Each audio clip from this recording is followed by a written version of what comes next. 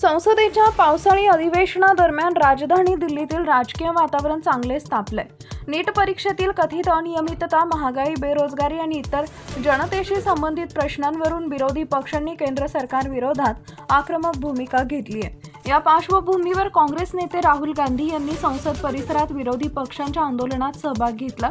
यावेळी त्यांनी इतर विरोधी पक्षांच्या नेत्यांसोबत घोषणाबाजी करत केंद्र सरकारकडून या मुद्द्यांवर स्पष्ट उत्तरांची मागणी केली आहे। राहुल गांधी यांनी विद्यार्थ्यांच्या भवितव्याशी संबंधित नीट प्रकरण गांभीर्याने हाताळण्याची गरज असल्याचं सांगितले। तसेच वाढती महागाई, बेरोजगारी आणि सर्वसामान्य नागरिकांवर होणारा परिणाम यावरही सरकारने भूमिका स्पष्ट करावी अशी मागणी त्यांनी केली आहे। विरोधकांचा आरोप आहे की सरकार महत्त्वाच्या प्रश्नांवर चर्चा टाळत असून जनतेच्या समस्यांकडे दुर्लक्ष करते। दुसरीकडे केंद्र सरकारने संसदेत सर्व विषयांवर चर्चा करण्याची तयारी असल्याचं स्पष्ट केलंय। दरम्यान संसदेबाहेर सुरू असलेल्या आंदोलनामुळे आणि विरोधकांच्या आक्रमक भूमिकेमुळे पावसाळी अधिवेशनात राजकीय संघर्ष अधिक तीव्र होताना दिसतोय।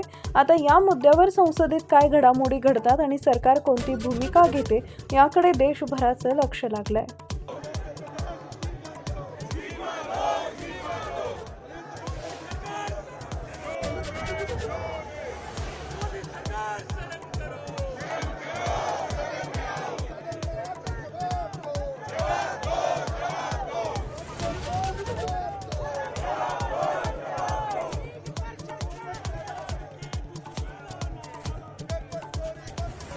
Let's go!